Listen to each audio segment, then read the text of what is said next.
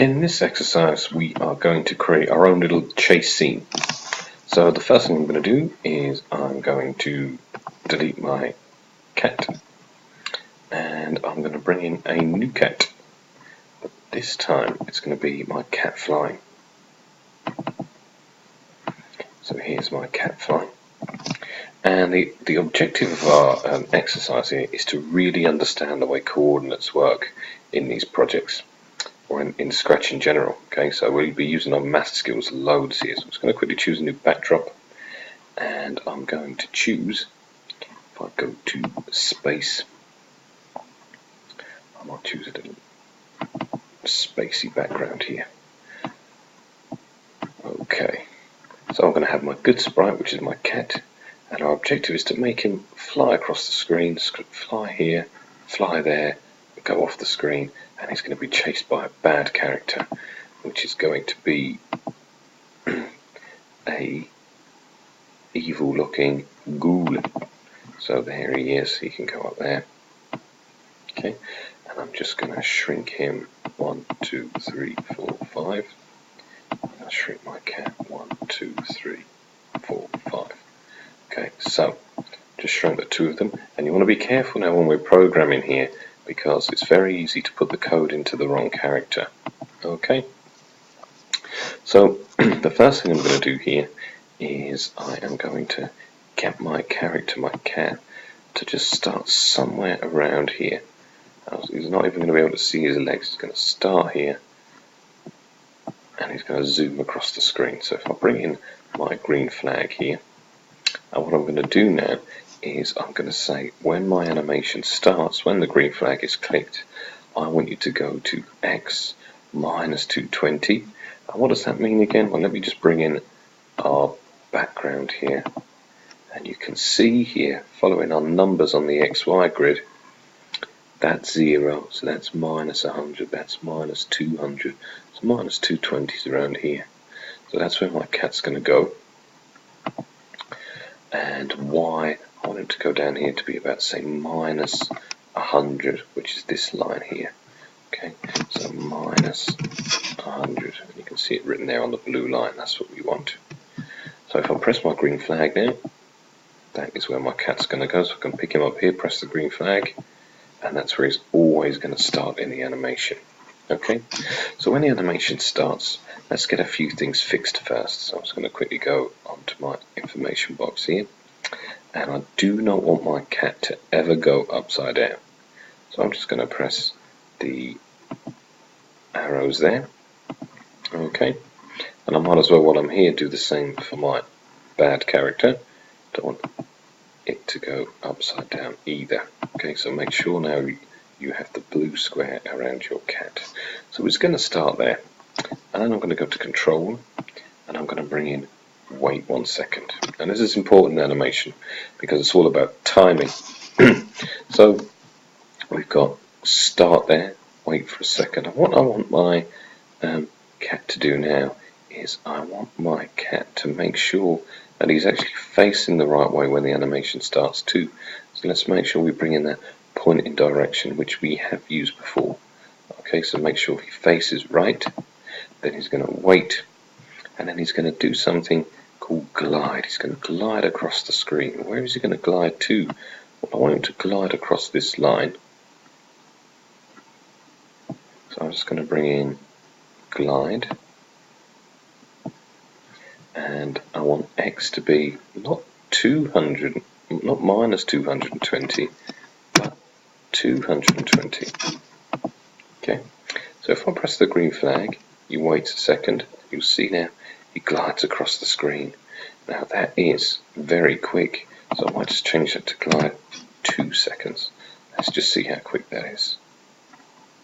There we go, brilliant stuff. Now after he's reached that point of the screen, I actually want him to face the other way. So I'm just going to leave my ghoul just out of the way here for a second, just down here. And I'm going to get my cat to, as soon as he's got to that side, he's going to face the other way.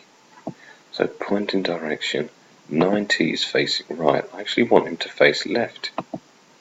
Let's see what that does now. So there's my green flag.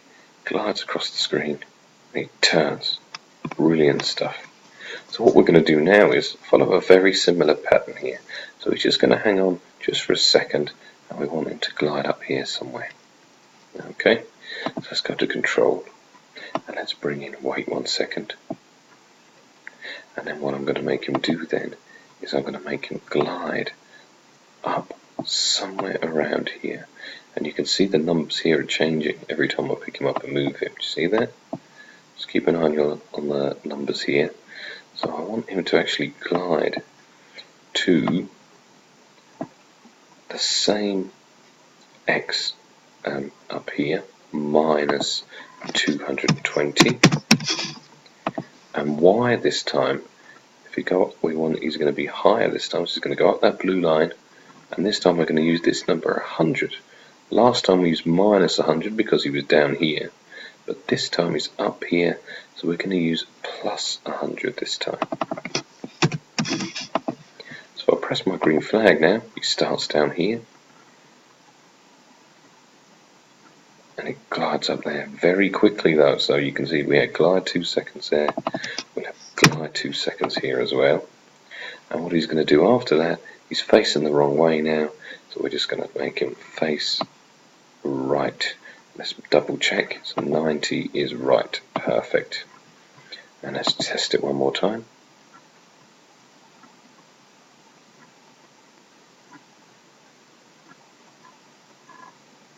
And here he is, and he's ready to go. And what we want to do here is make him glide across here and finish. So what we're going to do is he's going to wait 1 more second, and then he's going to glide again. And you can see the numbers that we need here are very, very similar. So he's going to glide to, we go across this red line here, so there's 200. It's a little bit more than 200, so we're going to use the same number as here, so 220. And we don't have to change this number because he's only moving, he's going to stay on that number there, on the Y line. It's going to be 100. And let's just see, he glides up here. And he's far too quick at the end there. We're going to make him glide 2 seconds.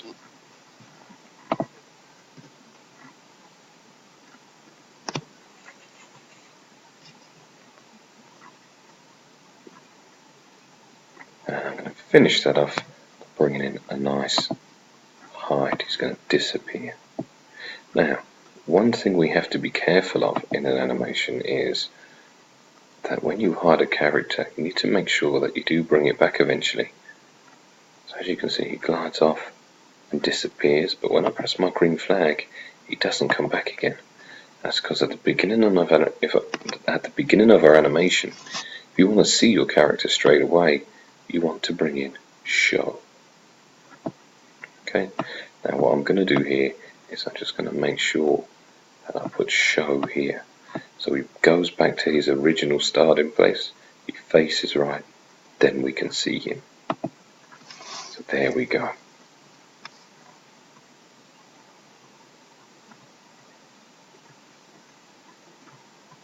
Brilliant stuff. Okay, so what we're going to do now then is we're going to program our bad guy. Okay, now he's got absolutely no code. Okay, but what he's going to do though is he's actually going to be behind our cat. Okay, he's going to be chasing him step by step by step. So he's going to have very, very similar code. He's actually going to have near enough the same, barring a few little tweaks. So what are we going to do here? So the key to it is following my white arrow. And what I do with my white arrow up here is I pick up my green flag, like there's an old code attached to it, and just follow my white arrow as I come down here and I go up. My white arrow now is on top of my ghoul. I'm just going to let go, and when I click on my ghoul, you'll see all the code has gone inside it. So now if I press my green flag, you'll see that my ghoul is actually on top of my cat.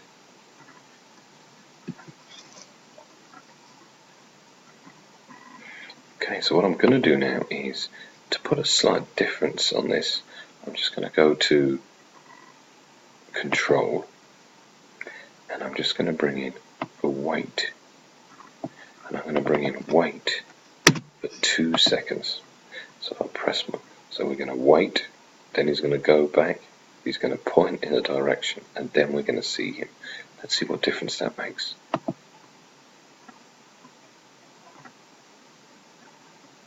And now we've got a really cool looking chase scene as our ghoul is chasing our cat. And there, and it was all because we added that.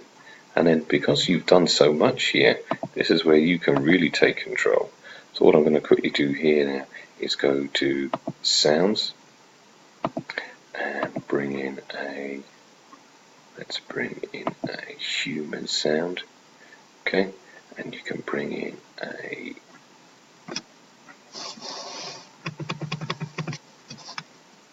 let's bring in a laugh male.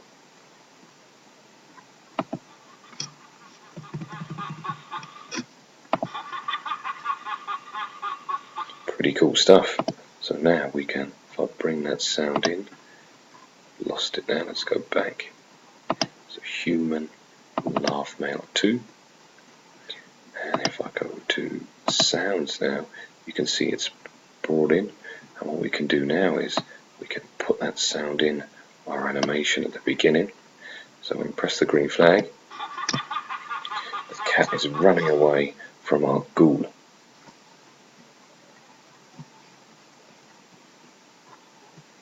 Pretty cool. So now if I go to my stage and I can just put my backdrop back to the way it was, my animation looks a lot better, and maybe now you can have some really cool music in the background too, to freshen up your animation. So the choice is up to you now. You can get really creative. You can add new sprites. You can completely tweak the way your sprites move. Maybe add on the end of it. Maybe the cat reappears somewhere, race across the screen, and the ghoul come in afterwards. Or completely replace the characters. It's entirely up to you. But before you do that, make sure you go to File and save your project. And if you want to start from scratch, just go to File and Save. Save first, and then File and New. Hope you enjoyed that. Enjoy.